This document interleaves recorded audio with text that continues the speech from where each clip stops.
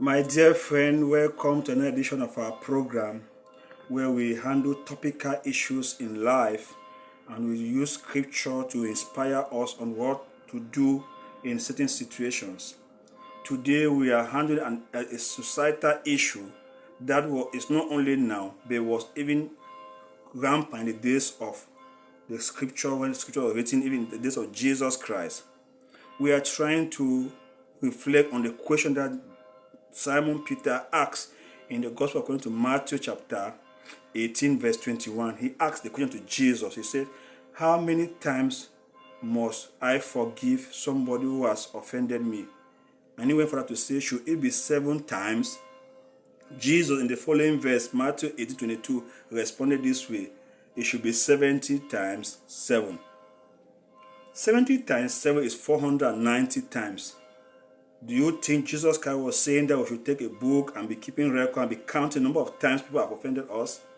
I do not think so. Do you think Jesus Christ was just trying to play with figures? I do not think so. Do you think Jesus Christ did not actually know what he was saying about the issue of forgiveness? I do not think so. But I think that Jesus Christ was trying to put into the head of Simon Peter and others who would listen that forgiveness is a virtue of the heart. And it should be a deliberate decision to forgive, because to be counting 490 times will not be easy. He was saying that we should deliberately decide that we will not carry anger, we will not begrudge anybody, we will not carry bitterness, we will not carry sadness, we will not be depressed because we want to free ourselves. Because in reality, I said somewhere that when once you refuse to forgive and you live in bitterness, you are like somebody who has taken poison and they're expecting the offender to die. Far from it, you are the one poisoning yourself and destroying yourself, because sometimes those people who offended you are living in peace and they're moving freely while you find yourself in bitterness and it weighs you down. It affects your blood pressure, it affects your relationship with man and with your creator. Jesus Christ was very clear that we should be able to forgive.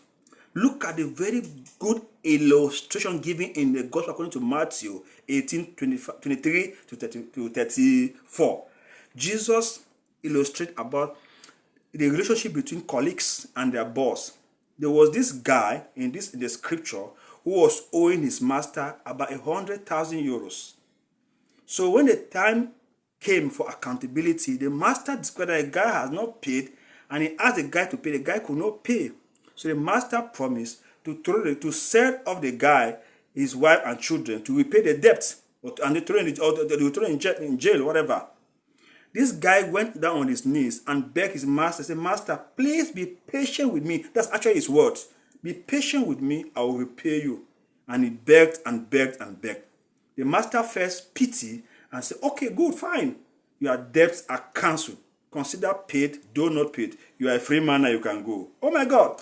And the guy left the master's vicinity and went outside. On his way to his own home, he met another colleague on the way that was owing him. The colleague was owing him just about 100 euros. Remember, he was owing his master 100,000 euros. I'm using the currency that I'm familiar with. I don't know which currency you're familiar with. Now he met somebody who was owing just 100 euros. He now grabbed the person. You know, sometimes as colleagues, I used to say that my wife is a teacher, and as colleagues together, sometimes you borrow pencils, pen, chalk, rulers, didactic materials. You borrow, sometimes you have your local meetings and jangi. You say, please do this for me, I'll do that for you later on. And then maybe you do not pay on time until it's time for accountability. Maybe you are not able to pay. Probably that's what happened to this colleague. As he had been forgiven by the boss, he saw a colleague that was owing him. He said, please repay my money. The colleague said, I'm sorry, friend, I cannot repay you. Please be patient with me, I will pay you later. In fact, the scripture repeats the same words that he used to the master and he was forgiven. Those words were used to him, they were also used to him. They refused to forgive and he threw the guy into jail. Guess what? Other colleagues that they were working together with, other employees, heard about the story, who knew that this guy was enjoying the grace of forgiveness. That's why he was free. Now he is taken up into jail. They went to the master and explained the story. The master got angry and said, oh my God, look here. So I forgave you for owing me 100,000 1,000 euros. You have met somebody who's owing just 100 euros. You could not forgive the same person. And that's how the master threw him back to jail. And Jesus in Matthew 18:35 says that is how the scripture works.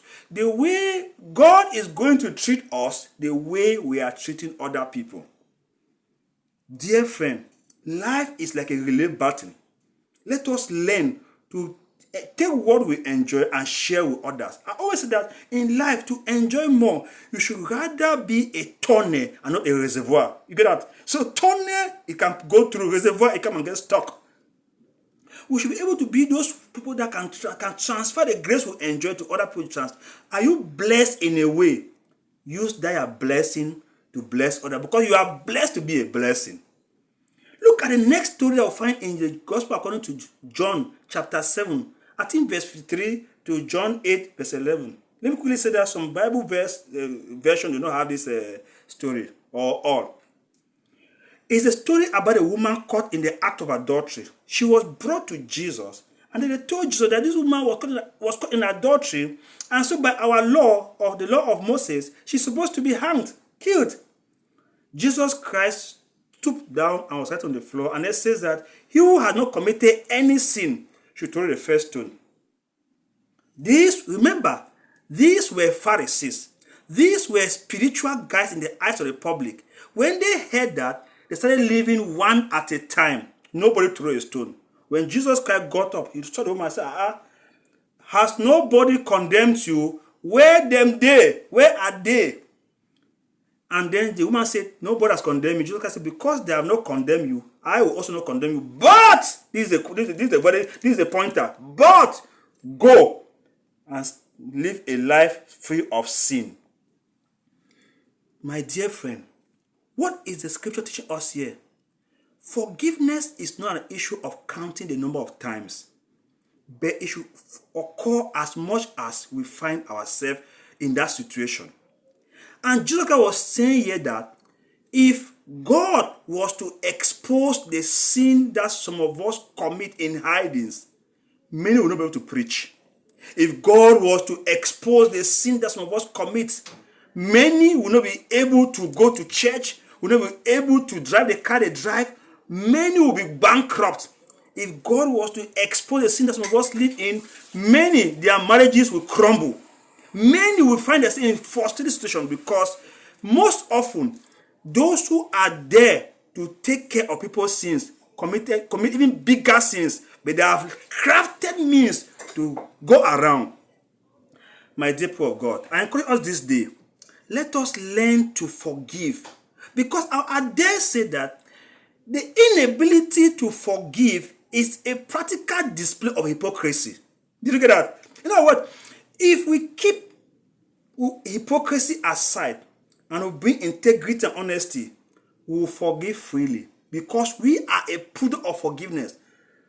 Don't you think that some people may know what you did the last time? Don't you think that they always say my place that walls have ears? Don't you think that somebody saw what you were going through last time? Do you think that if somebody did not see you, God did not see you? If God was to expose what happened, you know what I'm talking about. If God was to expose that thing now, let us learn to forgive. Forgiveness should not be counted. The number of times forgiveness should not be counted, but it should be deliberate from our hearts, because we are enjoying forgiveness. God has extended to us the olive tree to live in peace. Please extend it too. I wish you the best. The next program that comes next Sunday will be handling, how do I know that I'm forgiving somebody? Very sensitive. We will handle that next week. I pray that you are blessed as you practice forgiveness. Please learn to forgive, because forgiveness is a lifetime issue. I wish you the best. God bless you.